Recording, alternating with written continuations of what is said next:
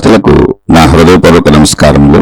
మన శ్రోతలలో ఒకరు ప్రశ్నను పంపడం జరిగింది. ఆ ప్రశ్న, రమణ మహర్షి చెప్పిన ఈ వాక్యమునకు వివరణ కొంచెము చెప్పగలరు? There is neither creation Nar destruction, neither destiny Nar free will, neither path Nar achievement, this is the final truth. దీనికి కొంచెము వివరణ ఆధ్యాత్మిక పరముగా చెప్పగలరు?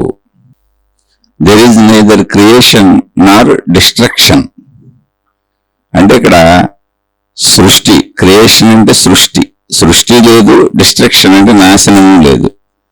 అలాగే neither destiny Nar free will, విధి లేదు, ఫ్రీ విల్ అంటే మన ఇష్ట ప్రకారం మనం నడిచేటువంటి స్వేచ్ఛ లేదు. నైదర్ పాత్ నార్ అచీవ్మెంట్, మార్గము లేదు, గమ్యము లేదు. This is the final truth, ఇదే అంతిమ సత్యము. ఇది రమణ మహర్షి చెప్పారు, దీనికి కొంచెం వివరం చెబుతారా అని అడుగుతున్నారు. మనం రమణ భగవానుల స్థాయిలో ఆలోచించినప్పుడు మనకు ఆలోచన అందదు. చెప్పిన వ్యక్తి ఎక్కడ ఉన్నారు, ఏ స్థాయిలో ఉన్నారు, ఆయన ఏ స్థాయిలో మాట్లాడుతున్నారు, ముందు ఆ విషయం మర్చిపోకూడదు. రమణ మహర్షి అనేటువంటి ఆయన 13 సంవత్సరాలకే ఆయన అసలు ప్రజల్లోకి వెలుగులోకి వచ్చి 13 సంవత్సరాల వయస్సులోనే, అప్పటి వరకు కామన్గా అందరిలాగా మనందరిలాగానే బ్రతికారు ఆయన. ఆయనకు ఒక అద్భుతమైనటువంటి అనుభవం కలిగింది, మృత్యు అనుభవం అని ఆయన చెప్పారు అందరికి, దాన్ని అలా పిలుస్తున్నారు. అయితే ఆ అనుభవంలో మృత్యువు లేదు. మృత్యువు అనేది మనకు అలవాటు కనుక ఆ పదాన్ని వాడటం జరిగింది. ఆయన కూడా చిన్నపిల్లవాడుగా ఉన్నప్పుడు బహుశా ఆ పదాన్ని వాడి ఉంటారు ఆయన. మనకు కూడా జీవితంలో అనేక అనుభవాలు అవుతాయి. అనుభవాలన్నింటికి పేర్లోనే, మన భాష అంతా పేర్లు చెప్పుకోవడానికే. ఇప్పుడు భాషలో ఉన్న అక్షరాలన్నింటి పేర్లు, ఆ పేర్ల నుంచి భావాలు, పదాలన్నీ అవే. భావాలను తెలియజేయటానికి భాష, భావ వ్యక్తీకరణ. అయితే సహజంగా ఏంటి, మృత్యు అనేది మనకి వాడుకలో ఉన్నటువంటి పదం. చనిపోయారు, చనిపోతామేమో అన్న భయం, అమ్మో కొంచెంలో చావు నుంచి తప్పించుకున్నాను, ఇలాంటి పదాలు వాడుతూ ఉంటాం. ఆయనకి 13 సంవత్సరాల వయసులో విపరీతమైనటువంటి భయం కలిగింది. ఇంట్లో ఒంటరిగా ఒక్కరే ఉన్నారు. ఆ భయము అనే భావన ఏంటి అంటే, నేను చనిపోతున్నాను ఇప్పుడు అని. అంతకు ముందు పరిస్థితులు మనకు తెలియదు, అప్పుడున్న వాతావరణ పరిస్థితులు మనకు తెలియదు, ఆయన మానసిక స్థితిగతులు ఎలా ఉన్నాయో మనకు తెలియదు. మనకు కూడా భయాలు అనేకం కలుగుతూ ఉంటాయి, కానీ వాటి పరిస్థితులు తెలుస్తాయి మనకి చుట్టూ, మనకు తెలియదు. రమణ మహర్షి చరిత్రలో ఎంతో రాశారు. అలా అనిపించినప్పుడు ఆయన చనిపోతున్నాను అని పడుకున్నారు. చనిపోవటం అంటే పడుకోవటం అంటే అప్పటికే ఆ కుర్రవాడికి తెలిసింది అది, చుట్టూ చనిపోవటం అనేది, శవాలు చూడటం, సమాజంలో గ్రహింపు ఒకటి ఉంటుంది మరణం గురించి. ఆయన వయసు 13 ఏళ్ళు. అప్పుడు గ్రహింపు ఏముంటుంది? లేదా చనిపోయిన వాళ్ళని గతంలో చూడటం వలన అనిపించిందా, లేదా మృత్యు అనుభవం తనలోనే కలిగిందా? అది మృత్యు అనుభవం అయితే కాదు, ఎందుకంటే ఆయన చనిపోలేదుగా. కానీ అంతకంటే పేరు పెట్టడానికి ఆయనకి అప్పటికి తెలియదు ఆ 13 ఏళ్ల వయసుకి. కానీ ఆ అనుభవమే ఆత్మసాక్షాత్కారానుభవం, అదే మోక్షానుభవం, అదే జ్ఞానోదయం. దాన్ని మృత్యునుభవం అన్నారు. ఎందుకని 13 ఏళ్ల వయసులో ఆయనకు తెలియదు. ఆయన చెప్పింది ఆ వయసులో. అప్పుడు ఒకసారి చెప్పుకుంటూ వెళ్ళింది కంటిన్యూ అయిపోద్ది, అలాగే కంటిన్యూ అయిపోయింది. నాకు అలా అనిపించింది, చనిపోతున్నాననే భావంతోనే మొదలు పెడతారు ఆయన. ఎన్నిసార్లు చెప్పినా, ఒకవేళ ఆయనకి 80 ఏట ఆ విషయం చెప్పినా తన అనుభవాన్ని చెబుతారు. నాకు అలా అనిపించింది, ఏంటి నేను చనిపోతున్నానని బలంగా అనిపించింది అని. అయితే ఆయన పడుకున్నారు. పడుకున్నప్పుడు తన శరీరము తనకే కనపడుతుంది. నేను ఉంటుంది శరీరం మనకు కనపడాలంటే సహజంగా మొహం కనపడదు, మన శరీరాన్ని మనం మామూలుగా చూసుకోవచ్చు మన కళ్ళతో. మన ముఖం మనకు కనపడదు అంతే. మన ముఖంతో సహా మొత్తం శరీరం కనపడాలంటే అద్దంలో కనపడుతుంది. అందుకే మనం అద్దాలు వాడతాం. కానీ రమణ భగవానుడికి తన శరీరం తనకే దర్శనీయం అవుతుంది పడుకొని ఉంది. అంటే చనిపోయిన శరీరం కనపడుతుంది తనకి, కానీ తను చనిపోలేదు అని తెలుస్తుంది. ఎందుకని? తన శరీరం తనకు కనపడుతున్నప్పుడు నేను చనిపోయాను అని ఎలా అనుకుంటాడు ఆ వ్యక్తి? తెలుస్తుందిగా తన శరీరం అదేని. ఇప్పుడు మనం కళ్ళతో వేరే వాళ్ళ శరీరాలు చూస్తున్నాం, సృష్టినంతా చూస్తున్నాం, కాబట్టి మనం బతుకున్నాం. మనం నిద్రపోయినప్పుడు మన ఎరుక మనకోలేదు, మనం దేన్ని చూడలేదు, కాబట్టి మనం నిద్రపోయాం. అలాగే మనం అసలు లేవటం లేదు. ఈ నిద్రపోయిన వాళ్ళం అసలు లేవటం లేదు, పడుకొని ఉన్నాం, లేవటం లేదు, ఏది చూడట్లేదు, ఎవరు పిలిచినా పలకట్లేదు, కదలటం లేదు, ఊపిరి కూడా పీల్చుకోవట్లేదు, చనిపోయాం. 3 స్థితులు మనం అనుభవిస్తూ ఉంటాం. 3వ స్థితి ఆఖరిది, ఇక ఆ మనిషి లేడు, పూజ చేయటమో కాల్ చేయటం, అది మరణము. అంటే ఏంటి? తనను తాను గుర్తించలేడు, ఇతరులని గుర్తించలేడు, నేను అనుకున్న శరీరం అక్కడే ఉంటుంది. కానీ అప్పటి నుంచి ఆ శరీరం అక్కడే పని శాశ్వతంగా అలా కదలకుండా ఉన్నా శాశ్వతంగా అలాగే ఉంటుందంటే ఉండదు, పాడైపోద్ది, శిథిలం అయిపోద్ది, కుళ్ళిపోద్ది, పురుగులు పెట్టేస్తుంది, దుర్వాసన వచ్చేస్తుంది కొన్ని రోజులకి. అందుకని పూజ చేయుట కాల్ చేయుట చేశారు. అలాగే ఉంటే ఎవరికి వాళ్ళని వాళ్ళ ఇంట్లో ఉంచుకునేవాళ్ళు, ఏదో పక్కన పడుకోలు పెట్టుకుని రూమ్ పెట్టి ఉంచుకునేవాళ్ళు కాదు. అది శిథిలం అయిపోద్ది, దుర్వాసనలకు లోనవుద్ది, పురుగులకు లోనవుద్ది. అందుకని ఆ స్థితి ఆఖరి స్థితి మనిషికి. అంటే నేను శరీరం అనుకున్నప్పుడు శరీరానికి ఆఖరి స్థితి మరణం. అది ఆ ఆఖరి స్థితికి ముందు మనం తిరుగుతూ ఉంటాం. తిరుగుతున్నప్పుడు సృష్టిని గుర్తిస్తాం, మనల్ని గుర్తిస్తాం. అంటే మనం బ్రతికున్నాం. బ్రతికున్నప్పుడు ఏ శరీరం ఉందో, ఏ శరీరం నేను బ్రతికున్నానని, ఏ శరీరంతో అన్ని తినుట, తాగుట, చూచుట, వినుట, ఈ గ్రహింపులు, అనుభవించుట, ప్రయత్నించుట, పొందుట అనేటువంటి క్రియలు, ఇదే జీవితం. ఈ జీవితంలో మనం అనుకున్నవన్నీ పొందితే, సాధించగలిగితే, అనుభవించగలిగితే సుఖమని, అలా సాధించుకోలేనప్పుడు, పొందలేనప్పుడు దుఃఖమని అనుకుంటున్నాం. ఇదే సుఖ దుఃఖాలు జీవితం. మొత్తం అన్ని ప్రయత్నాలే, నిరంతరం. ప్రయత్నం ఎప్పుడు శరీరంతోనే జరుగుతుంది, పొందటం ఎప్పుడు శరీరంతోనే జరుగుతుంది, అనుభవించటం ఎప్పుడు శరీరంతోనే జరుగుతుంది. వీటి తాలూకు జ్ఞాపకాలన్నీ మనసులో ఉంటాయి. అంటే ఎలా ప్రయత్నించాను, ఏం ప్రయత్నించాను, ఎందుకు ప్రయత్నించాను, ఏం పొందాను, ఎంత పొందాను, ఎలా అనుభవించాను, అనుభవించినప్పుడు అది ఎలా ఉంది, వీటి విశేషాలన్నీ మనసులో ఉంటాయి. మొత్తం ప్రక్రియ అంతా జ్ఞాపకంగా మనసులో ఉంటుంది. అంటే ఒక సినిమా రీలు లాగా, సినిమా తీస్తే ఆ రీలు తీసినప్పుడు ఆ రీల్లో మొత్తం సినిమా అంతా నిక్షిప్తమై ఉంటుంది. ఎన్నిసార్లు అయినా సినిమా నేర్చుకోవచ్చు. ఒక సినిమా తీసేటప్పుడు ఒక్కసారి తీయటం జరిగితే ఆ సినిమాని ఎన్నిసార్లైనా, ఎన్ని సంవత్సరాలైనా, ఎప్పుడైనా, ఎక్కడైనా వేసుకుంటూ ఉండొచ్చు. అలాగే మనం ఏది చేసినా శరీరంతో మనసు అది సినిమా రీల్ లాగా దాన్ని నిక్షిప్తం చేసేసుకుంటుంది. మళ్ళీ తిరిగి అది మనకు ప్రొజెక్ట్ అవుతూ ఉంటుంది. అలా ప్రొజెక్ట్ అవడమే గుర్తు రావడం. ఇప్పుడు తీసిన సినిమాని సినిమా హాల్లో ప్రొజెక్టర్ ద్వారా తెర మీద వేస్తారు, దాన్ని సినిమా అని చూస్తాం మనం. సేమ్ అంతే, మనం చేసేసినవన్నీ తీసేసిన సినిమాలు లాగా మనసులో ఉంటాయి. మొత్తం అన్నీ ఉంటాయి.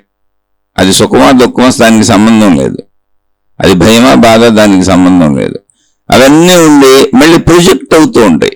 అంటే ప్రొజెక్టర్లోంచి సినిమా తెర మీద పడినట్టుగా మళ్ళీ ప్రొజెక్ట్ అయ్యి మనకు గుర్తు చేసి శరీరం కదులుతూ ఉంటుంది వాటిని పొందటానికి, ప్రయత్నించడానికి. మళ్ళీ చేసి మళ్ళీ అన్ని సినిమాల్లాగా మనసు అయిపోతూ ఉంటాయి. అంటే మనసు అనేది తీసేసిన సినిమా. అది ఎప్పుడు ఆలోచన రూపంలో, జ్ఞాపకాల రూపంలో, భావాల రూపంలో ప్రొజెక్ట్ చేస్తూ ఉంటుంది. అది ప్రొజెక్ట్ చేసిన విషయాలను పట్టుకొని శరీరం కదులుతూ ఉంటుంది. అది ప్రయత్నించుకుంటుంది, మళ్ళీ పొందడానికి ప్రయత్నిస్తుంది, భావోద్వేగాలకు గురవుద్ది. ఇదంతా శరీర కంపన.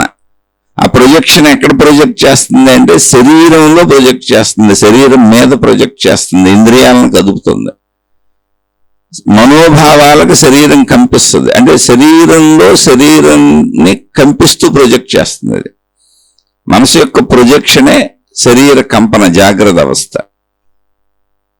ఇది మనందరికి కూడా రొటీన్గా రోజు జరుగుతుంది. అయితే ఆ 13 ఏళ్ల వయసులో మనం అన్ని బాహ్య విషయాలను గుర్తిస్తాం. మనం అందరం ఏం గుర్తిస్తాం? ఇప్పుడు బాహ్య విషయాలను గుర్తిస్తాం. కళ్ళు బయటాటిని చూస్తాయి, చెవులు బయటాటిని వింటాయి, ముక్కు బయటాటిని వాసన తెలుసుకుంటుంది. మాట్లాడాలంటే మనకు ఎదురుగా బయట ఇంకో మనిషి ఉండాలి. రుచులన్నీ బయట నుంచి వచ్చిన ఆహార పదార్థాలతో తెలుసుకుంటాం. చర్మ స్పర్శలన్నీ బయట నుంచి వచ్చినాయి. అలా బయట వస్తువులను చూసినట్టుగా రమణ భగవానుల యొక్క శరీరాన్ని ఆయనే చూస్తున్నారు.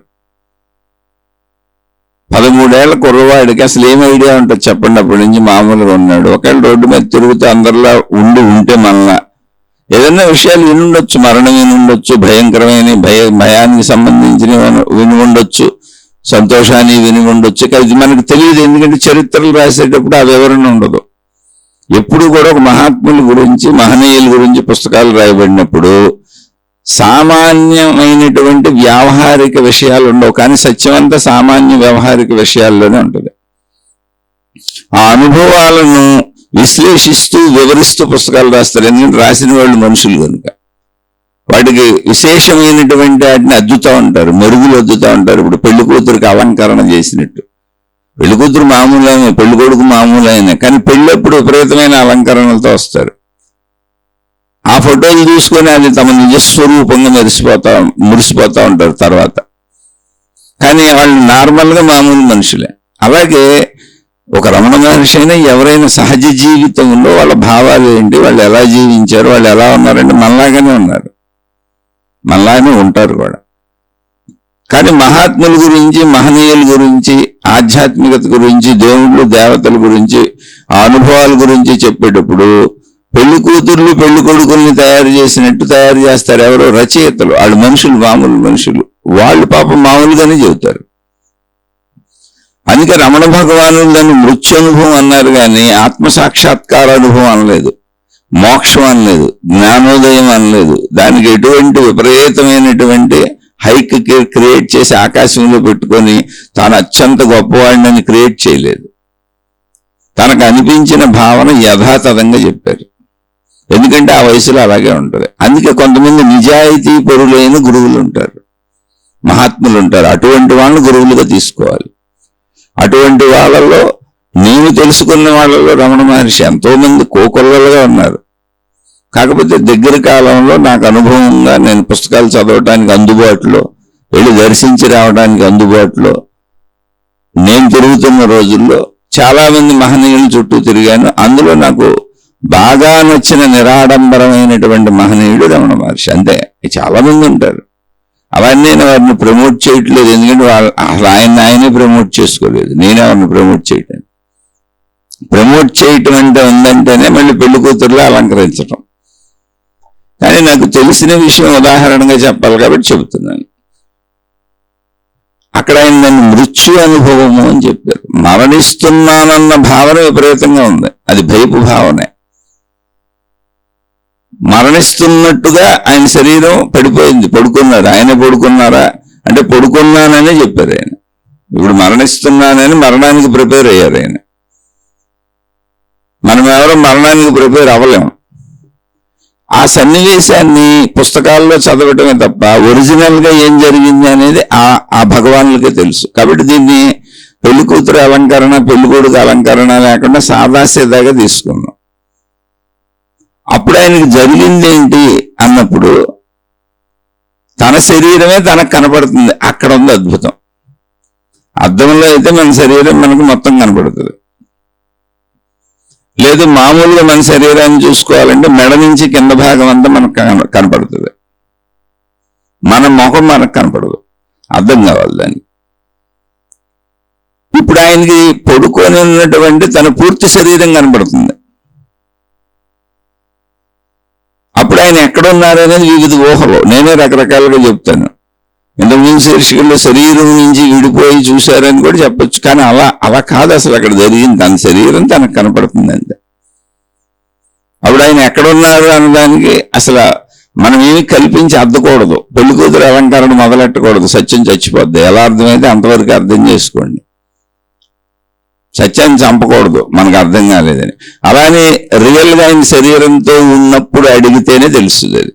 మిగిలినవన్నీ మరి పుస్తకాలు రాశారు కదండి. అంటే పుస్తకాలు రాసే ప్రతి వ్యక్తి సామాన్యమైనటువంటి మనిషిని పెళ్లి కొడుకుగా పెళ్లి కూతురుగా తీర్చిదిద్దుతాడు. పుస్తకాలు అంటేనే అవి. అందుకే వ్యావహారిక విషయాలు ఉండవు.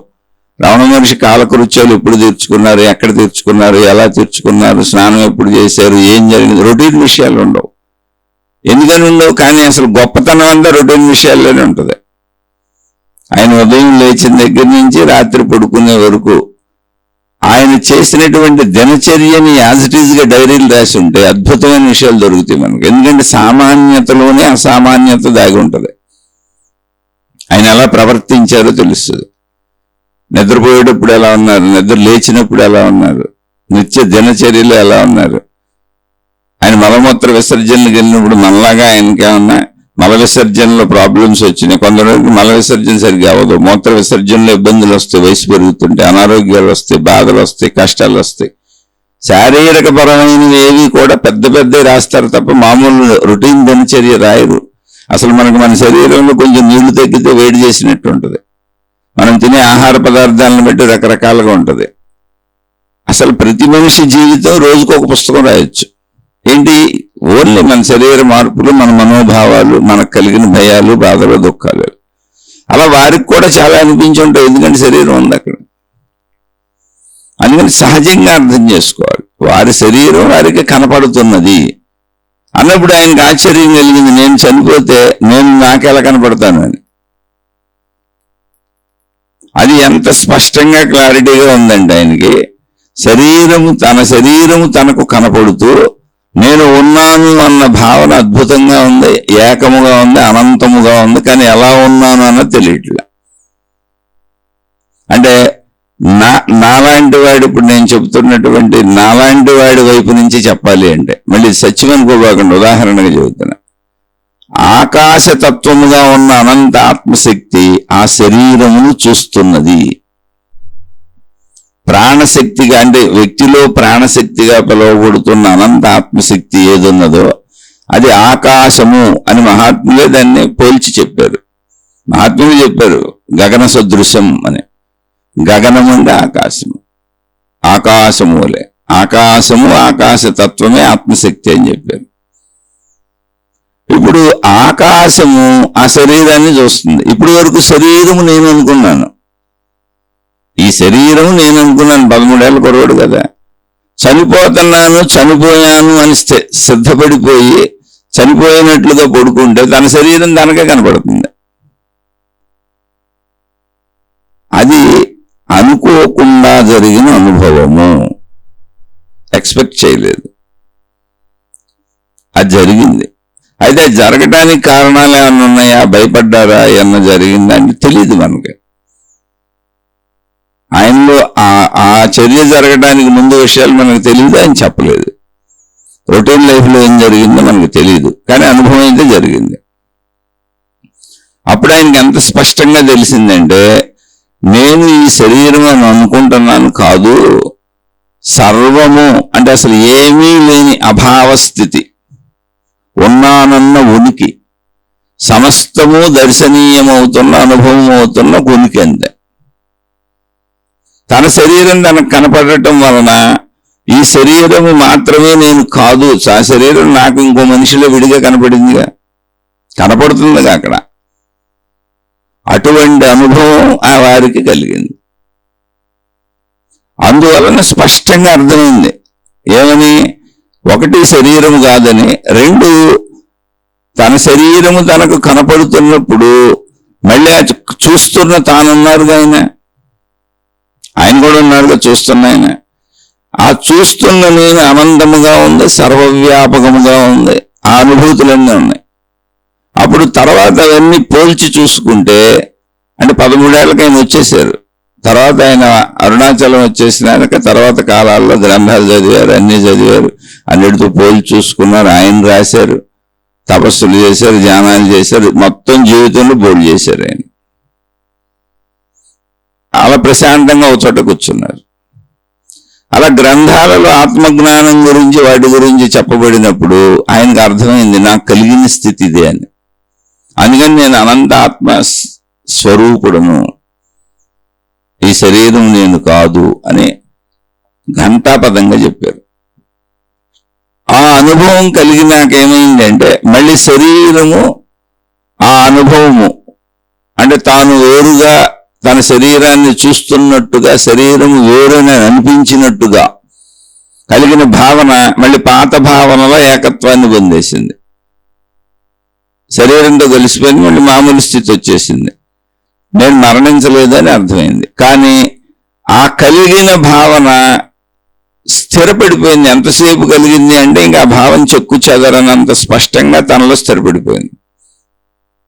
ఇప్పుడు శరీరముతో కలిసి ఉన్న, శరీరముగా ఉన్న, శరీరము నేను ధరించిన వస్తువు లాంటిది, అంతే తప్ప నేను ఈ శరీరము కాదు, నేను అనంతాత్మస్వరూపుడు అన్న భావన.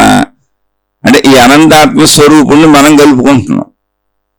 తర్వాత చెప్పారు ఆయన అరుణాచలం వచ్చేసినాక గ్రంథాలు చదువుతున్నప్పుడు ఆ గ్రంథాల్లో ఆత్మశక్తి వర్ణన అవన్నీ ఉన్నప్పుడు అవన్నీ చదువుతా నాకు కలిగింది ఇటువంటి అనుభవం అని ఆయన భావించుకున్నప్పుడు చెప్పారు నేను అనంత ఆత్మశక్తి స్వరూపుడును అని. ఆ భావన ఆయనలో స్థిరపడిపోయింది. అంతసేపు అయింది, అది చాలాసేపు జరిగినటువంటిది, అది సెకండ్లో జరిగింది కాదు, స్థిరత్వంగా ఇక అది చెక్కు చెదరకుండా జరిగింది. అందుకని శరీరంతో తిరుగుతున్నారు, శరీరంతో ఉంటున్నారు, కానీ ఏకత్వ భావనలు ఉండిపోయింది. ఆకాశ భావన అని మనం అనుకోవచ్చు. నేను నా వైపు నుంచి చెబుతున్నా అర్థం అవటానికి. ఏదో ఒకటి అర్థం అవడానికి అంటే మన తలకు అర్థం అవ్వాలంటే ఒక ఊహాత్మక ఊహ ఉండాలి ప్రతి వ్యక్తికి. ఆ స్థితి ఏంటి అని దానికి చెబుతున్న ఆకాశము వలె. దాన్నే పుస్తకాల్లో వర్ణించినప్పుడు మోక్షము, జ్ఞానోదయము, ఆత్మసాక్షాత్కారం అన్నారు. అందుకని ఆయన తర్వాత నుంచి నేను అనంత ఆత్మస్వరూపుడును అని చెప్పారు. ఇప్పుడు వారి స్థాయిలో ఆలోచిస్తే ఇప్పుడు శరీరం నేను కాదని వారికి అర్థమైంది కదా. శరీరం నాకు భిన్నమైంది, నేను అనంత ఆత్మశక్తి స్వరూపుడును, కానీ ఈ శరీరంతో ఉన్నది కూడా నేనే. ఈ శరీరం నాదే, అందులో డౌట్ ఏం లేదు. ఈ చొక్కా నాదే, ఈ పెన్ను నాదే, మోటార్ సైకిల్ నాదే, ఈ ఇల్లు నాదే, ఈ భార్య నాదే, భర్త నావాడే, ఈ పిల్లలు నావాళ్లే. అలా ఈ శరీరం కూడా నాదే. దాన్ని ఎలా రక్షించుకోవటానికి నా వాటిని నేను, నాది, నావి, నా వాటిని రక్షించుకోవటానికి ఎలా నేను జీవిస్తున్నానో అలాగే శరీరాన్ని కూడా రక్షించుకుంటా. అందులో అనుమానం ఏం లేదు, దాన్ని ఏం పారాయను. కానీ ఈ శరీరము నేనన్న భావన నుంచి ఈ శరీరము నాది అనే భావనకి మారిపోయింది ప్లేస్. నేను అనంతాత్మస్వరూపుడను అన్నప్పుడు అది ఆత్మశక్తి అంటే ఏంటి? ఆకాశతత్వం అంతే. సర్వవ్యాపక ఏకత్వ భావన ఉంది. దాంట్లోనే ఈ శరీరంతో తిరుగుతున్నాను నేను అని ఉంది భావన. అంటే నాది. ఇప్పుడు నేనెవరంటే నేను ఆకాశతత్వము, అనంత ఆత్మశక్తిని. ఆకాశతత్వము, ఆకాశం అనే పదం ఎందుకు వాడుతున్నానంటే ఆత్మశక్తి అంటే మీరు రకరకాలు ఊహించుకుంటారు. అలా ఊహించుకోవద్దు. మన చుట్టూ ఉన్న ఖాళీ ఏదుందో, సర్వవ్యాపకంగా కనపడుతున్న విశ్వం మొత్తం ఉన్న ఆకాశం ఏదుందో ఆ ఆకాశములోనే సృష్టి అంత ఉంది. ఆ ఆకాశతత్వమే నిర్మలము, నిశ్చలము, అఖండము, అనంతము, సర్వవ్యాపకము. ఉన్నదాన్ని ఉన్నట్టు చూస్తే చాలు. మనం ఊహించుకోవటం ఎందుకు? ఊహించుకుంటే అందులో వెలుగులు గిలుగులు, మళ్ళీ పెళ్లి కూతురు అలంకరణ, పెళ్లి కొడుకు అలంకరణ వచ్చేస్తుంది ఊహలకి. అలంకరణ చేయకూడదు, ఉన్నది ఉన్నట్టు అర్థం చేసుకున్నాం. అందుకని ఆత్మశక్తి అన్నప్పుడల్లా ఆకాశం అని గుర్తు చేస్తాను. ఆకాశం అంటే మన చుట్టూ ఉన్న ఖాళీనే. ఆ ఏకత్వ భావన స్థిరంగా ఉండిపోయింది. శరీరము ధరించాను. ఇప్పుడు నా చొక్కాని ఎలా జాగ్రత్త పెట్టుకుంటాను, నా ఇల్లుని ఎలా జాగ్రత్త పెట్టుకుంటాను, నా భార్య పిల్లల్ని ఎలా జాగ్రత్త పెట్టుకుంటాను, నా భర్త పిల్లల్ని ఎలా జాగ్రత్త పెట్టుకుంటాను, నేను, నాది, నావి, నా వాళ్ళు ఎలా జాగ్రత్త పెట్టుకుంటాను, అలా శరీరాన్ని జాగ్రత్త పెట్టుకున్నారు. దానికి అంత ఇంపార్టెన్సే ఉంది. ఇప్పుడు భావస్థితి మారింది. ఇప్పుడు అది ఆకాశ స్థితి అని చెప్పుకున్నాం కదా.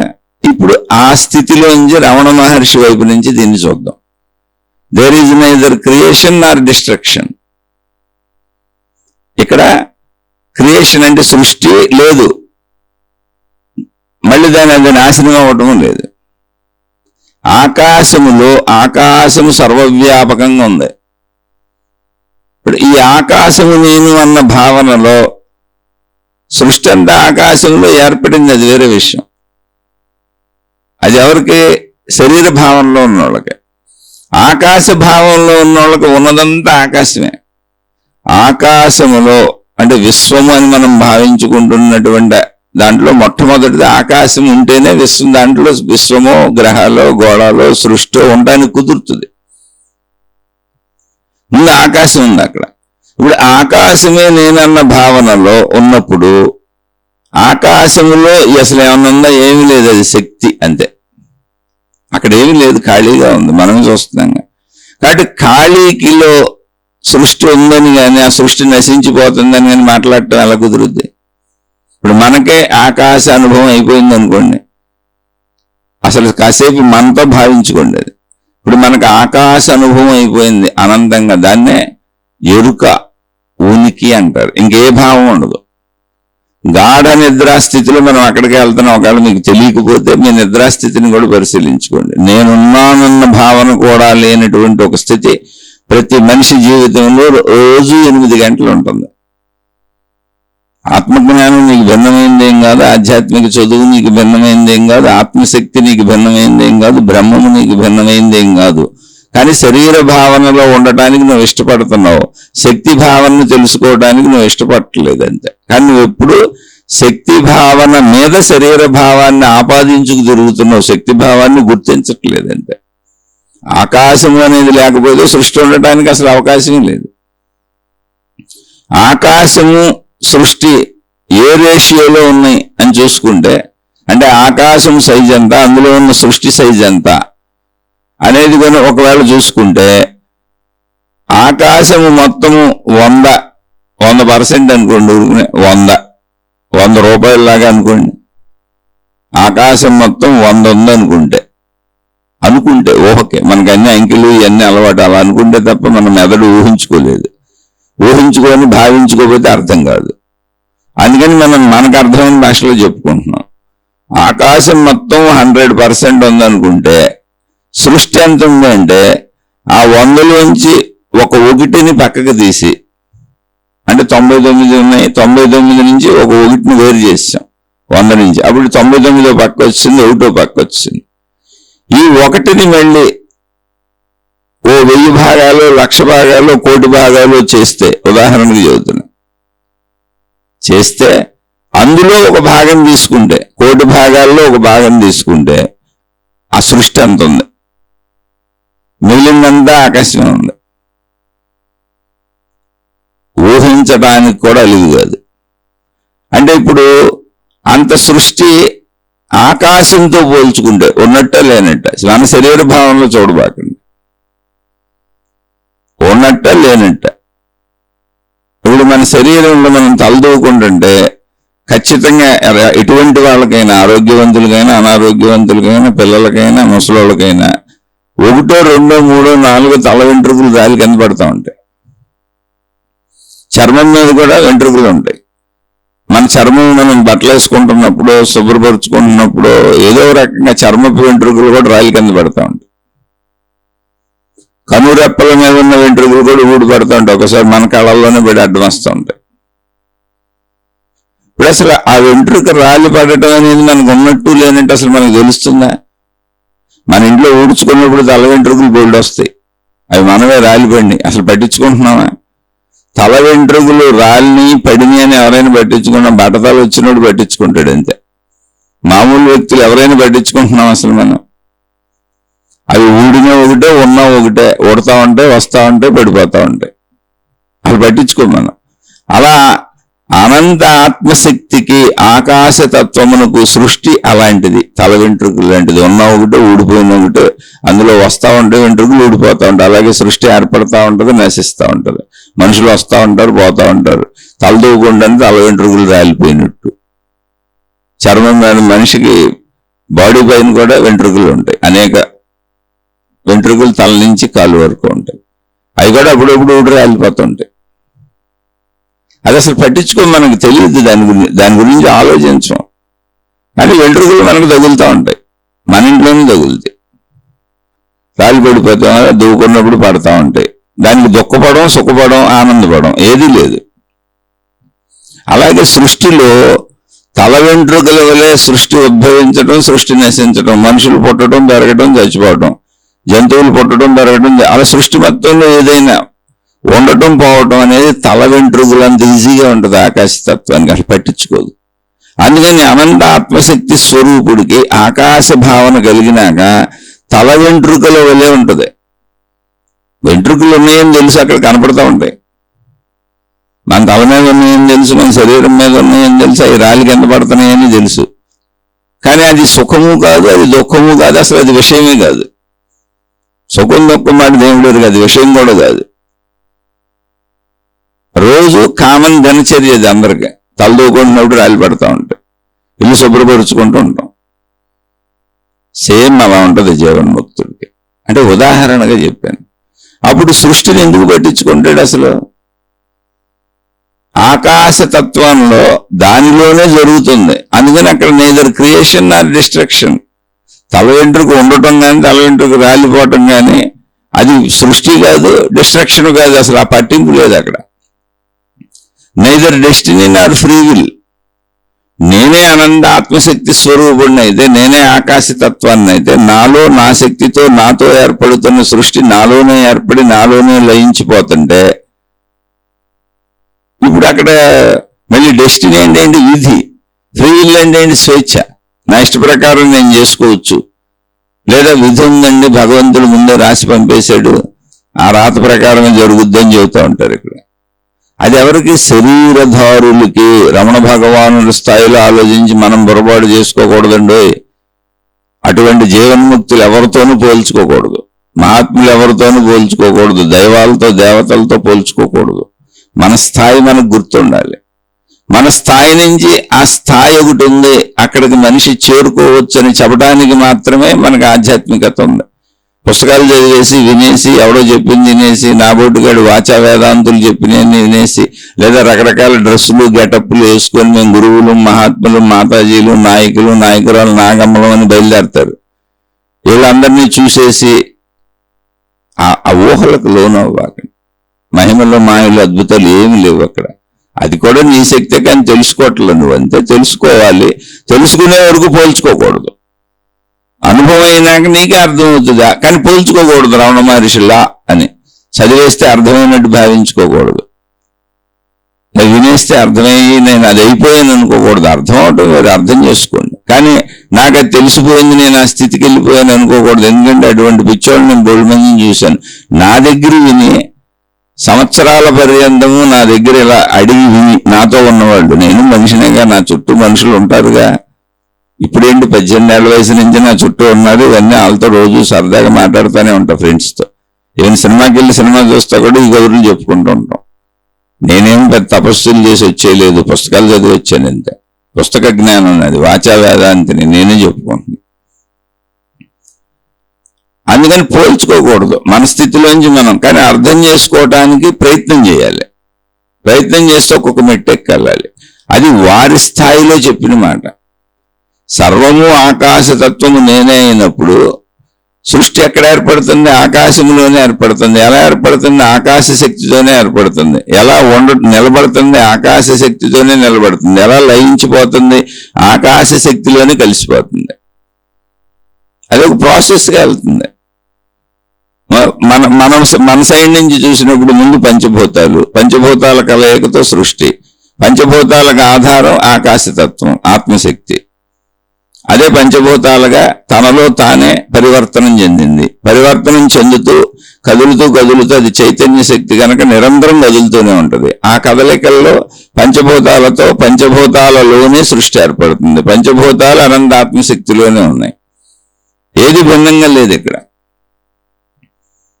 అన్నప్పుడు ఆకాశ శక్తికి డెస్టినీ ఎందుకు ఉంటుంది? ఆత్మశక్తికి డెస్టినీ ఎందుకు ఉంటుంది? దానిలో జరుగుతున్న సృష్టి కదా, దానితోనే జరుగుతున్న సృష్టి కదా, దానితో జరుగుతున్న సృష్టి. ఇప్పుడు మనం ఒక కలగన్నాం, మనం నిద్రపోయాం, నిద్రలో కల వచ్చింది, కలగన్నాం. కలలో బోల్డ్ చేయాలనుకున్నాం, ఎన్నో సాధించాలనుకున్నాం, అన్ని సాధించేసాం, ప్రయత్నించాం, ఐఏఎస్లు అయిపోయాం, ఐపీఎస్లు అయిపోయాం, అబ్బో పెద్ద కుటుంబం తయారైపోయింది, వివాహాలు అయిపోయినాయి, ఇంద్రభవనాలు కట్టుకున్నాం, అపర కుబేరులం అయిపోయింది. ఎందుకంటే సామాన్యంగా మనుషులకి ఇష్టం కాబట్టి ఇలాంటివి చెబుతుంది. అంతా నా ఇష్ట ప్రకారమే జరిగింది. ఒక ఆయన ఇలా కలగన్నాడు. అలా సాగుతూ సాగుతూ మనవాళ్ళు ముని మనవాళ్ళు అబ్బబ్బా అసలు లోటే లేదు, ఇంటి నిండా పని మనుషులు. వృద్ధాప్యం వచ్చింది. ఆ వృద్ధాప్యంలో ఒకరోజు అనారోగ్యం వస్తే హాస్పిటల్లో జాయిన్ చేశారు. హాస్పిటల్లో జాయిన్ చేసినాక నా వాళ్ళంతా నా చుట్టూ ఉన్నారు. నేను మహావృద్ధుడిని అయిపోయాను. 99 ఏళ్ళు నాకు కనపడతానే ఉంది ఇంకా దృశ్యం. అప్పుడు డాక్టర్ గారు వచ్చారు, చెప్పారు, అమ్మ వయసు పెద్దది కదా, కష్టం బ్రతకటం, చివరి దశలే అది, మనం ఎందుకు ఆయనకి వైద్యం చేసి అయిపూడిచి కూడా ఆయన ఇబ్బంది పెట్టడం అనవసరం, ఇంకో 1-2 గంటలో ఆయన హాయిగా చనిపోతాడు, వదిలేసేయండి, ఈ లోపల మీరు ఏమైనా కావాలంటే ఆయనతో మాట్లాడుకోండి అని చెప్పి వెళ్ళిపోయాడు. నేను అలా నా వాళ్ళని చూస్తూ నిదానంగా, చూపు తగ్గిపోతుంది, గొంతులోంచి మాట రావట్లేదు, నా శరీర కదలికలు ఆగిపోతున్నాయి, లోపల జరుగుతున్నదంతా నాకు తెలుస్తుంది. అలా నిశ్శబ్దంగా మొత్తం తెలియటం అనేది మానేసింది. నిద్రాస్థితిలోకి వెళ్ళినట్టుగా జరిగిపోయింది. నాకు నిద్రాస్థితిలోకి వెళ్లే ముందు ఎలా ఉంటుందో అలా జరిగింది అంతా. ఇంకా నాకు చనిపోయాను. ఇది ఈ కళ. చనిపోగానే మెలకు వచ్చేసింది. ఇప్పుడు ఆ కళలోంచి బయటకు వచ్చినప్పుడు కళలో మొత్తం డెస్టినీ విధి ప్రకారం కాకుండా ఫ్రీ విల్గా నా ఇష్ట ప్రకారం నేనే సాధించుకొని నేను అవ్వాలనుకున్నవన్నీ అయిపోయాను, అన్ని చేసుకున్నాను, అన్ని సాధించాను. చనిపోగానే నాకు మెలకు వచ్చేసింది. మెలకు రాగానే చూశాను, ఓహో ఇది కళ అని. అది కళ అయినప్పుడు ఇప్పుడు ఫ్రీ విల్ ఉంది అక్కడ లేదుగా. కళది, కళ్ళలో ఫ్రీ విల్ నిజం కాదుగా. అలా ఆకాశతత్వంలో ఉన్నవారికి ఈ సృష్టి అంతా కళలా కనపడదు. ఒక కళలోని అలలా అనిపిస్తుంది, కనపడకుండా ఏమి ఉండదు. మనకి కళ భావన ఎలా ఉంటుందో అలాంటి భావన వాళ్ళకు ఉంటుంది అంతే. భావన చెబుతున్నా నేను. అంత స్వల్ప భావన ఉంటుంది, వెంట్రుకలు రాలి పడిపోతే దాని గురించి పట్టించుకున్నట్టు. అలా సృష్టిలో జరుగుతున్నవన్నీ వాళ్ళకి అలా చిన్న అలలు అలా ఎగిసిపడినట్టుగా ఉంటాయి. జనన మరణాలు వాళ్ళని బాధించవు. ఎందుకని? సృష్టిలో ఆకాశ శక్తితోనే జననం జరుగుతుంది, మరణం అనేది తిరిగి మళ్ళీ అందులో కలిసిపోవడమే జరుగుతుంది. అయితే అది పంచభూత క్రియలుగా ప్రాసెస్లో జరుగుతుంది. ఎవరు? శరీర భావంలో ఉన్నోడికి. శక్తి భావంలో ఉన్నోడికి అన్ని తనలోనే జరుగుతున్నాయి. భగవద్గీతలో కృష్ణుడు కూడా చెప్పింది అదే. నేను అనంతాత్మశక్తి స్వరూపుడిని, ఈ సృష్టి మొత్తం ఉద్భవించటం లయించటం నాలోనే జరుగుతున్న చర్యలు. అదే విశ్వరూప సందర్శనం అన్నారు. అంటే బోధ చేశారు, విశ్వం మొత్తం నేనే అని. ఎలా అర్జునుడికి అది దర్శనమయ్యేలా అంత బోధ చేశారు. నాలోనే లయించి నాలోనే ఉద్భవిస్తున్నప్పుడు నాకు అసలు అది డెస్టినీ ఫ్రీ విల్ అని రెండు అనిపించవు కదా. ఇప్పుడు డెస్టినీ అని ఎవరికి అనిపిస్తుంది? కొంతమంది ఇదంతా విధి రాతండి, రాసి ఉన్నట్టే జరుగుతుంది అంటారు. ఇప్పుడు ఇంకో ఆయన కలగన్నాడు, ఇంకో ఆయన పడుకొని కలగన్నాడు. ఆయన కలలో మొత్తం ఇది విధి వ్రాత, అనుకోకుండా లాటరీ తగిలింది, అనుకోకుండా తనకు నచ్చిన మంచి అమ్మాయి దొరికింది, తను అనుకున్నట్టు మగపిల్లడే పుట్టాడు. అరే ఇదంతా డెస్టినీ. వెళ్ళి జాతకాలు జ్యోతిష్యాలు చెప్పుకున్నాడు, వాస్తుశాస్త్రాలు చూపించుకున్నాడు, తాళ్ళు తాయెత్తులు కట్టించుకున్నాడు. మొత్తం అన్ని శాస్త్ర ప్రకారం విధి ప్రకారం చుట్టూ ఉన్న వాళ్ళు ఏం చెబుతున్నారు అవన్నీ పాటిస్తున్నాడు. పాటించి ఇదంతా దైవ నిర్ణయంగా జరుగుతుందని నిత్యం దైవ పూజలు, దైవ ప్రార్థనలు, దైవ విధానంలో అద్భుతంగా మంచివాడుగా జీవించాడు. అన్ని క్రియలు ఆచరించాడు, దైవ క్రియలన్నీ తన మతానుసారం ఆచరించాడు. మొత్తం తనకు ఆ దైవమే ప్రసాదిస్తున్నాడు అనుకుంటూ జీవించుకుంటూ వెళ్ళిపోతున్నాడు. అతను అన్ని సాధించుకున్నాడు, అన్ని పొందాడు, అందరూ ఉన్నారు, మనవాళ్ళు ముని మనవాళ్ళ దాకా వచ్చాడు. అతను కూడా సేమ్ ఇలాగే హాస్పిటల్లో జాయిన్ చేశారు. అప్పుడు కూడా డాక్టర్ సేమ్ ఇలాగే చెప్పాడు. అప్పుడు కూడా అతను ఇంకా నేను ఆ దైవ కరుణ అయిపోయింది, నా జీవితం చాలా చక్కగా సాగింది, తను ఏ దైవాన్ని ప్రార్థించుకుంటున్నాడో ఆ దైవాన్ని ప్రార్థిస్తూ ప్రాణం వదిలేశాడు. ఇప్పుడు అతను ఇదంతా విధివ్రాత అని చెప్పాడు. విధివ్రాత ప్రకారం జరుగుతుందని. ఆ చనిపోగానే కళ్ళ మొత్తం ఇది విధివ్రాత అనుకుని జీవించాడు. కళ్ళని చనిపోగానే మెలకు వచ్చింది. చనిపోయాను అన్న భావానికి మెలకు వచ్చింది. కళ్ళ చనిపోయాడు. ఇప్పుడు కళలో అనుకున్నాడు ఇదంతా విధి అని. కళ్ళలో 100 సంవత్సరాలు జీవించాడు విధి అనుకొని. కానీ లేచినాక విధి ఉందా కళ్ళలో? లేదుగా. మెలకు వచ్చేసింది. ఇప్పుడు కళలో విధి ఇప్పుడు మెలకువలో ఉంటుందా? లేదు. అసలు అదంతా కళ అని కొట్టిపారేస్తాం పట్టించుకోంగా. అలాగే ఫ్రీ విల్, డెస్టినీ అనేవి జీవన్ముక్తులైనటువంటి రమణ భగవానులు లాంటి వారికి, అంటే ఆకాశతత్వం అని ముందే చెబుతున్న, ఆకాశంలో మీరు భావించుకుంటే అర్థమవుతుంది. రమణ మనిషిని మన శరీరంలో భావించుకుంటే మీకు ఎప్పటికీ అర్థం కాదు. అందుకే చాలా మందికి తత్వాలు అర్థం కావు, ఆత్మజ్ఞానం అర్థం కాదు. ఎందుకు అర్థం కాదండి? ఎన్ని చెప్పినా శరీర భావంలోంచి ఆలోచిస్తారు. అసలు అది శరీర భావం కాదు, అది ఆకాశ భావం. ఆకాశంలోంచి ఆలోచించాలి. ఆకాశ భావంలోంచి, ఆ విశాలత్వంలోంచి, అనంతత్వంలోంచి. అది జీవన్ముక్త స్థితి. అప్పుడు అర్థమవుద్ది విషయం. అప్పుడు రమణ మహర్షి అంతరంగం లాగా మన అంతరంగం ఆలోచించగలుగుద్ది, అర్థం చేసుకోగలుగుద్ది. అలాని వారితో ఇప్పటికీ పోల్చుకోకూడదు. ఎందుకని ఆ స్థితి వచ్చినప్పుడు నువ్వు అది అవుతావంటే పోలిక లేదు ఎవరితో. రాముడికి కృష్ణుడితో పోలికొండదు, కృష్ణుడికి రాముడితో పోలికొండదు, వీళ్ళిద్దరికీ రమణ మహర్షితో పోలికొండదు. అలా అనేక దైవావతారాలు, దేవుళ్ళు, దేవతలు, గురువులు, మహాత్ములు ఎవరితో పోలికొండదు. ఎవరికి వాళ్ళు స్వీయ అనుభూతి. ఎందుకని? అవన్నీ శరీరాలు. శరీరపరమైన జీవితాలు ఎప్పుడు పోలికొండవు. సృష్టిలో ఒకదానికొకటి సమానంగా పోలికగా ఉండదు, ఒకేలా ఉండదు, భిన్నత్వంగా ఉండదు. ఇప్పుడు ఈ సృష్టి అంతా వాళ్ళకి కలలా అనిపిస్తుంది. ఆ కలలా అనిపించడం అంటే ఏంటి? ఎండమా ఊర్లో నీళ్లుగా. నీళ్లు ఉన్నట్టు కనబడుతున్నాయి కానీ ఊరికి నేల కనబడుతుంది అంతే. కానీ దానికి అసలు తత్వం ఏంటి? అది ఆకాశతత్వం. నాకు తెలుసు నేను ఆకాశతత్వాన్ని, అనంతత్వాన్ని అని. నాకు శరీరం ఉందని తెలుసు, నా చుట్టూ బోళ్ళు శరీరాలు ఉన్నాయని తెలుసు, సృష్టి ఉందని తెలుసు.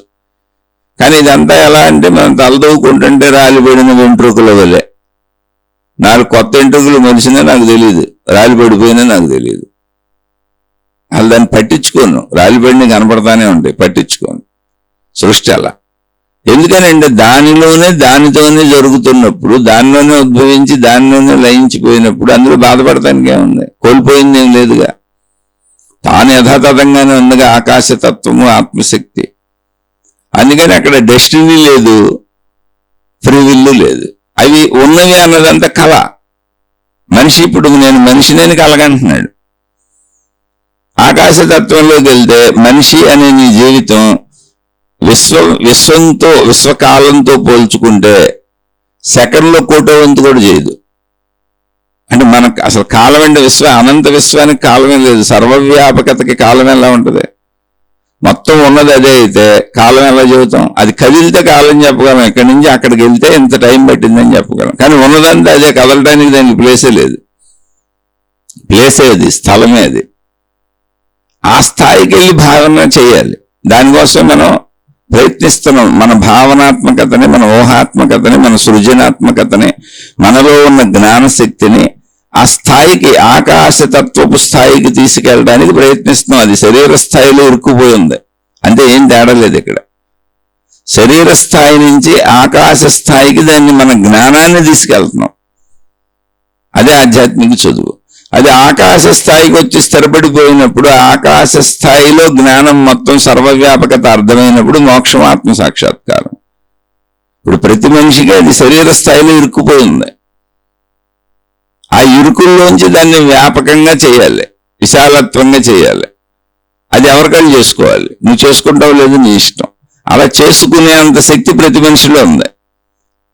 సత్యం, జ్ఞానం, అనంతం బ్రహ్మ. నీలో ఉన్న జ్ఞానమే సత్యము. అది ఎంతంటే అనంతం. ఆ బ్రహ్మం అనేది చెప్పబడుతుంది, ఆత్మ అనేది చెప్పబడుతుంది. అది నీలో ఉన్న జ్ఞానమే. దాని స్థాయిని పెంచుకో. అది శరీర స్థాయిలో ఇరుక్కుపోయింది. అలా ఇరుకులో ఉంచుకున్నావు, నేనే ఈ శరీరం నేను అని. ఆ ఇరుకు నుంచి అనంతంగా నువ్వు సత్యం, జ్ఞానం, అనంతం బ్రహ్మ అనే స్థితికి చేరటానికి దారి చూపిస్తున్నాం. మేము చేరాం. మేము ఎలా చేరామో నీకు చెబుతున్నాం. అదే ఆత్మజ్ఞానం, ఆధ్యాత్మిక చదువు, ఆత్మజ్ఞాన చదువు. ఇప్పుడు ఆకాశతత్వంలోంచి మాట్లాడుతున్నారు రమణ భగవానులు. అందుకని విధి లేదు, ఫ్రీ విల్లు లేదు. దానికే ఉంటుంది విధి, ఉన్నదంతా అదే. అందుకని ఆయన స్థాయిలో లేదు. అలాగే నైదర్ పాత్ నార్ అచీవ్మెంట్. ఇప్పుడు శరీరంలో ఉన్నవాళ్ళు, ఇప్పుడు ఇందాక కలగన్నారు ఇద్దరని చెప్పాను. ఒకళ్ళేమో నేను స్వేచ్ఛగా అన్ని ప్రయత్నించుకొని సాధించుకున్నాను అనుకుంటూ వెళ్ళి చనిపోయాడు, అది ఫ్రీ విల్.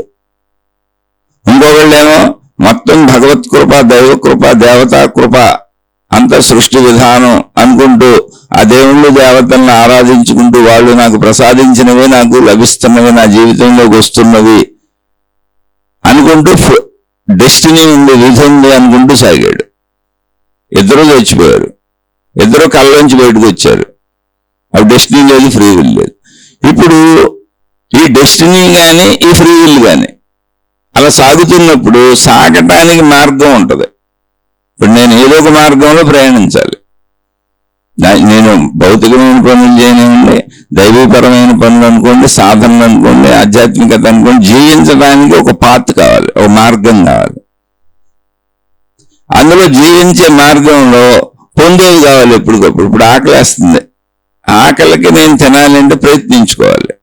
ప్రయత్నించి ఆహార పదార్థాలు తెచ్చుకోవాలంటే ముందు డబ్బు కావాలి.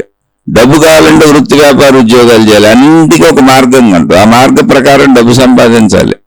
అప్పుడు ఆ మార్గంలో డబ్బు సంపాదించుకున్నాక మళ్ళీ ఆహార పదార్థాలు తెచ్చుకోవడం అనే ఒక మార్గంలో వెళ్ళాలి. వెళ్ళి ఆహార పదార్థాలు తెచ్చుకున్నాక వండటం అనే మార్గంలో వండుకోవాలి. అన్ని విధానాలే, పద్ధతులే, దారులే. వండుకున్నాక అది నేను తినాలి. అప్పుడు అచీవ్మెంట్. అది అంటే డబ్బు సంపాదించడం అనే మార్గ ప్రయాణంలో నేను చేసిన పనులంతా మార్గం, డబ్బు అచీవ్మెంట్. ఈ డబ్బుతో ఆహార పదార్థాలు తెచ్చుకోవడానికి నేను చేసే ప్రయత్నం అంతా మార్గం, ఆహార పదార్థాలు అచీవ్మెంట్. ఆహార పదార్థాలన్నింటినీ వండుకునే విధానం అంతా మార్గం. వండుకున్నాక ఆహారము పదార్థాలు తయారైపోయింది అచీవ్మెంట్. ఇప్పుడు దాన్ని తినటం, తృప్తి పడటం, ఆకలి తెచ్చుకోవటం అచీవ్మెంట్. అంటే మార్గము అచీవ్మెంట్ ఎప్పుడూ ఉంటాయి మనిషి జీవితంలో, రోజు జరిగేది అదే. ఆ అచీవ్మెంట్ లేనప్పుడు మార్గము ప్రయత్నం, అంటే ప్రయత్నమే మార్గము. అందులో దుఃఖపడతాం. అచీవ్మెంట్ లేదు నాకని దుఃఖపడతాం. సరిపోయినంత అచీవ్మెంట్ అంటే సరిపోయినంత నేను పొందలేకపోతే దుఃఖపడతాం. నేను అనుకున్నంత పొందినా, అనుకున్న దానికంటే ఎక్కువ పొందినా ఆనందపడతాం. ప్రతిరోజు మన జీవితం ఇలాగే ఉంది. కానీ ఆకాశతత్వముగా అనంతత్వంలో ఇమిడిపోయిన వాళ్ళకి మార్గం ఎక్కడుందో, అచీవ్మెంట్ పొందేదేంటి? మొత్తం ఉన్నదే నేనైతే. అసలు మార్గాలన్నీ ఎక్కడ ఉన్నాయంటే ఆకాశంలో మార్గాలు ఉన్నాయి. సృష్టి అంతా అందులో కదా ఉంది. పొందేదేంటి? సృష్టిలో విషయాలే. అది శరీర భావంలో ఉన్న వాళ్ళకు ఉంటుంది. ఇప్పుడు రమణ భావంలో ఉన్న ఏమీ లేదని మనం చెప్పకూడదు. ఏమీ లేదని చెప్తే మనం సర్వనాశనం అయిపోతాం. అవన్నీ మనకున్నాయి. అందుకే మనం ఇప్పుడు ఈ శీర్షికలు చెప్పుకుంటున్నాం. ఇప్పుడు ఈ శీర్షికలు చెప్పుకోవడం అనేది మార్గము. ఇది అర్థమయ్యి కొంచెం శాంతిగా, తృప్తిగా ఉండి కొంచెం చెడుని తొలగించుకొని మంచిలో సాగగలిగితే, ఎంత మంచిలోకి వెళ్ళానో అది అచీవ్మెంట్, ఎంత సాగుతున్నానో అది అప్పుడు మార్గమే. అది వింటూ వెళ్ళడం అంతా మార్గమే. అందుకే మార్గాలకు పేర్లు పెట్టుకున్నారు. భక్తి మార్గం, కర్మ మార్గం, జ్ఞాన మార్గం, అనేక పేర్లు. ఎవరికైనా సంస్థలకు పేర్లు, సాధనలకు పేర్లు, గురువుల పేర్లు, అబ్బో రకరకాల పేర్లు వచ్చింది. ఎందుకు? మార్గాలకి. మీరు ఈ మార్గాల్లో ప్రయాణిస్తే అచీవ్మెంట్ ఉంది, మీరు పొందొచ్చు, మేము అందజేస్తాం మీకు అని చెబుతున్నారు. అనంత ఆత్మతత్వంలో ఉన్నవాడికి మార్గం ఎందుకు?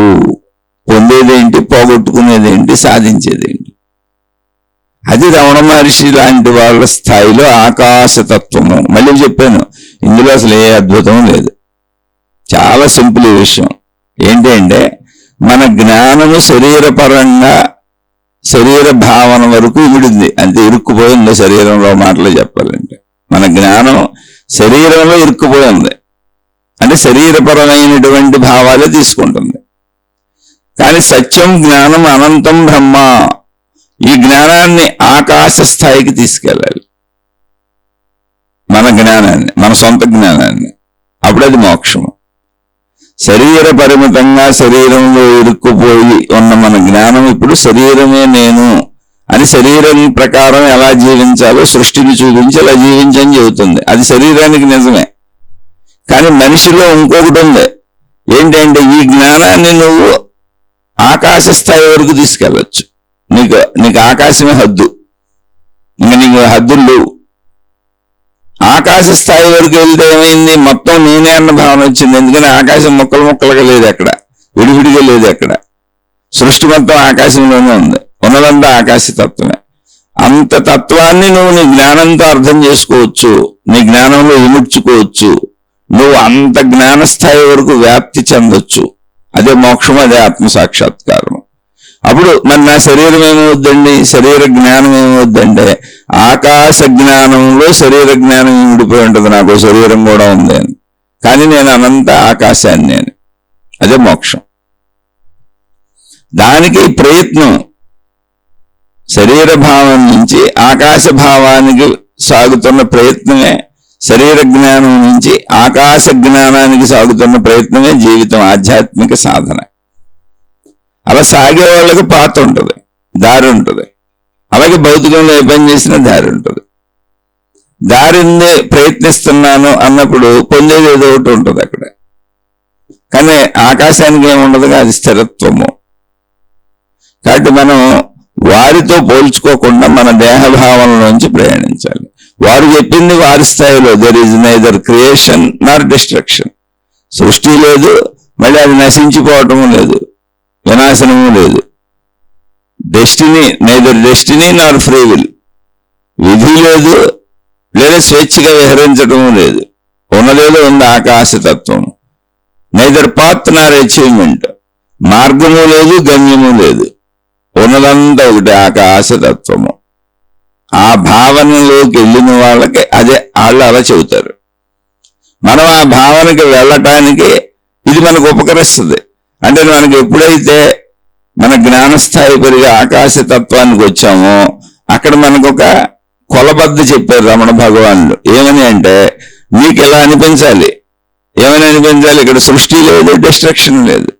అంటే సృష్టి లేదు, విధ్వంసము లేదు, విధి లేదు, స్వేచ్ఛ లేదు, మార్గము లేదు, గమ్యము లేదు, ఉన్నదంతా ఒకటే అనే ఏకత్వ భావనలో ఆకాశతత్వంలో నువ్వు లీనమైపోవాలి.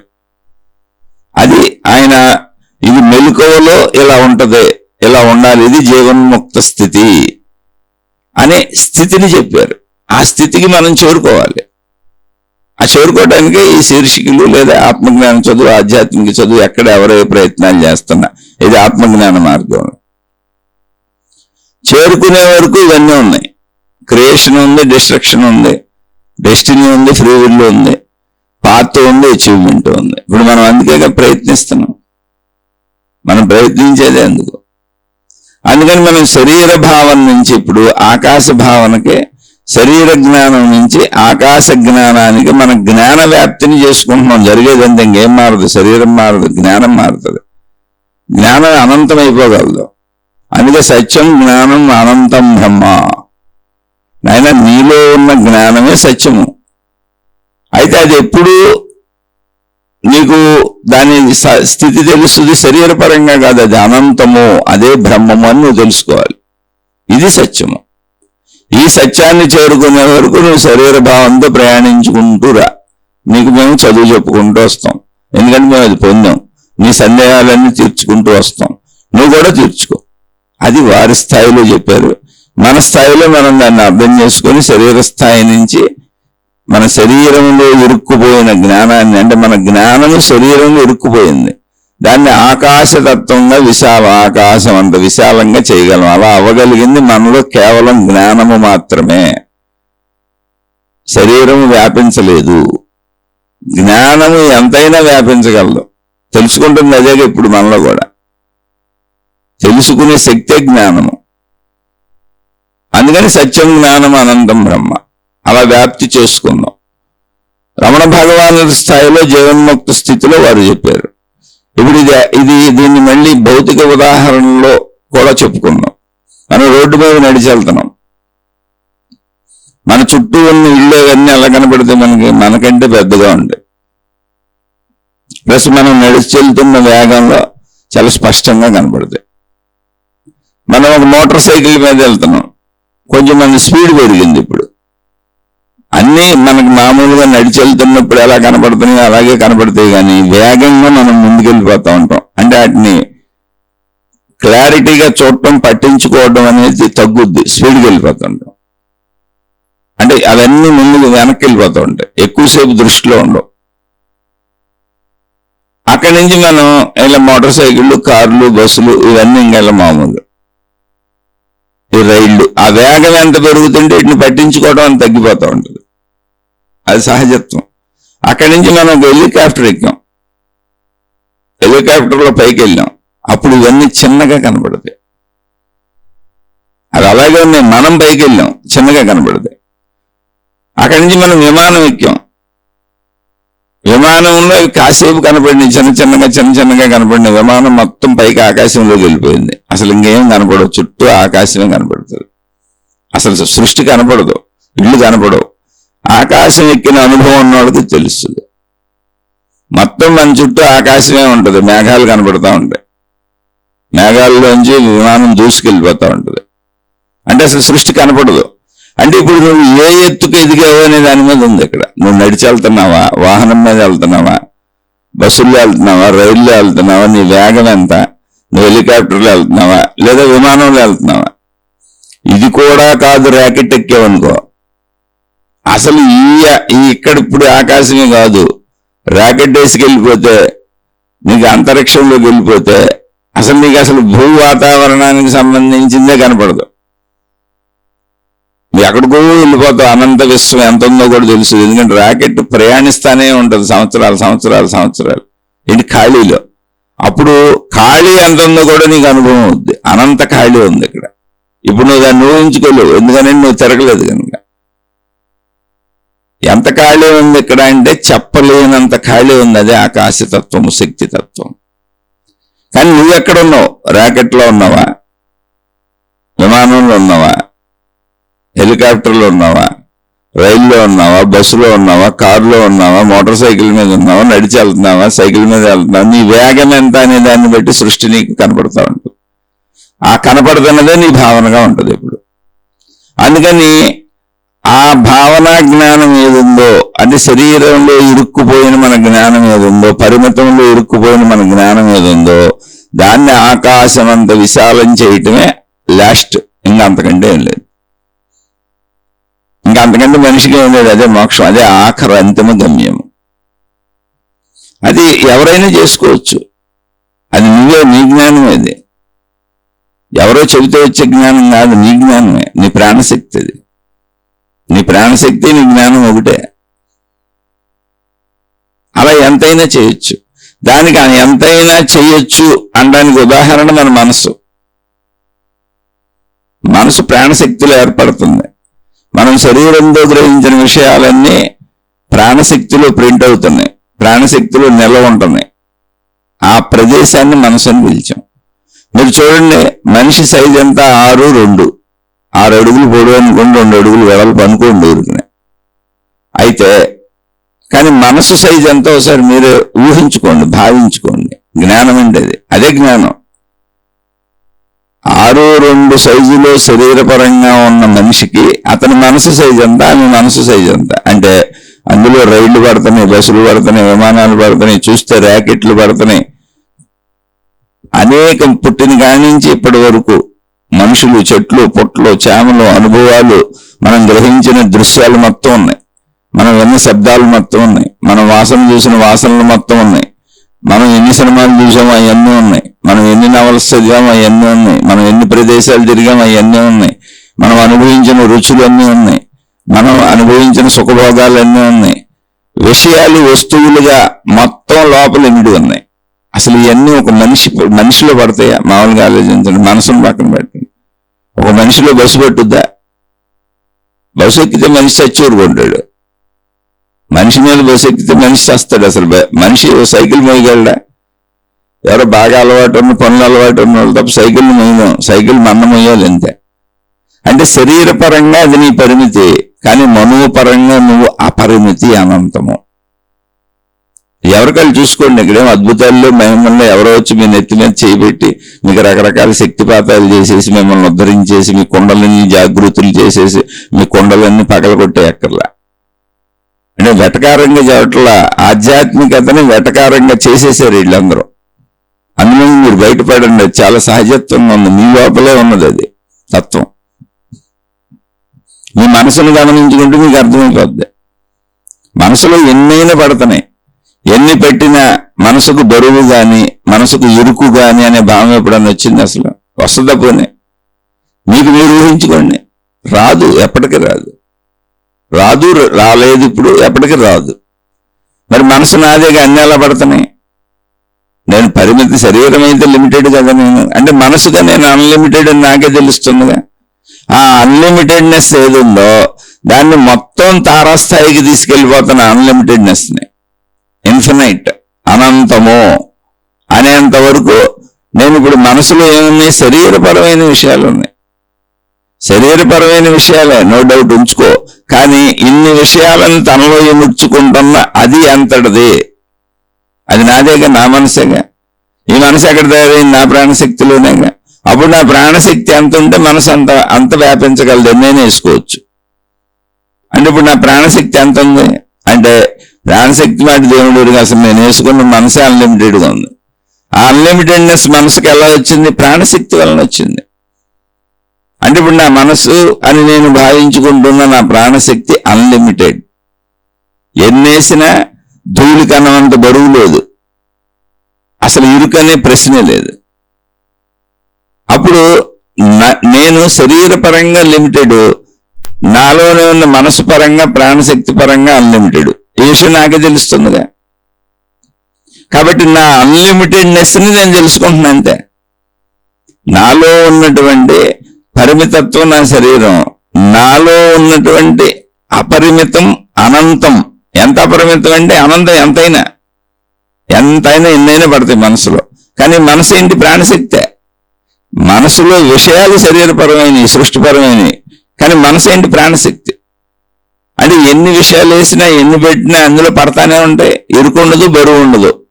అంటే నాలో ఒక అపరిమిత తత్వం ఉన్నది, దానికి సాక్ష్యం నా మనసు, అదే నా ప్రాణశక్తి. కాబట్టి ఇప్పుడు నేను పరిమిత భావంలో శరీరంలో ఇరుక్కుపోకుండా, ఇరుక్కొని ఉంటా, శరీరం ఉంటుంది, శరీరం ఉన్నంత వరకు నా అపరిమితత్వాన్ని కూడా తెలుసుకుంటూ వెళ్ళిపోయాను అనుకో.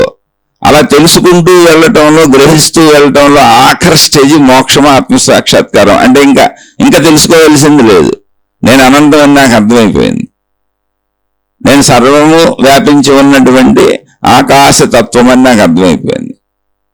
ఎందుకని బయట ఉన్న ఆ ఆకాశతత్వమే అనంతంగా ఉంది ఇప్పుడు సాక్ష్యంగా ఇక్కడ. అదే నేనని నాకు అర్థమైపోయింది, అదే నా ప్రాణశక్తి అని నాకు అర్థమైపోయింది.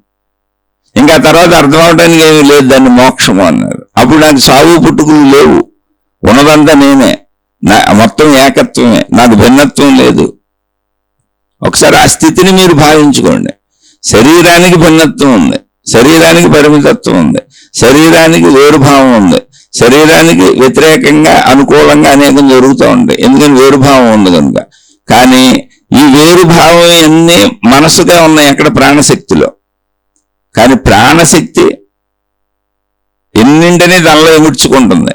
నువ్వు ఎన్ని వేరుభావాలు వేసినా ప్రాణశక్తిలో ఉంటాయి, మనసుగా పిలువబడుతూ. అది అవునందు కాదందు, వేయొద్దందు కాదందు, వేరు భావాలన్నీ నాకు వేరువేరుగా ఎందుకు వేస్తున్నావు అని కూడా చెప్పదు. వేరు భావాలన్నింటినీ తనలో ఇముడ్చుకున్న ప్రాణశక్తి, మనసుగా పిలువబడుతున్న ప్రాణశక్తి ఒకటే, ఏకము. ఆ ఏకత్వంలోనే అనేకత్వం ఉంది, అదే మనసు. ఏకత్వంలో ఉన్న అనేకత్వము మనసు. ఈ అనేకత్వపు ఆలోచనలు, అనేకత్వపు భావాలు, అనేకత్వపు అనుభవాలు, అనేకత్వపు సృష్టి తాలూకా విషయాలన్నీ ఏకమైన ప్రాణశక్తిలోనే ఉన్నాయి. అంటే ఏకము అనేకము కలిసి ఉన్నది మనసు. కాబట్టి నాలో పరిమితత్వం ఏంటి అంటే శరీరము, నాలో అపరిమితత్వం ఏంటి అంటే దానికి సాక్ష్యం మనసు, అది ప్రాణశక్తి.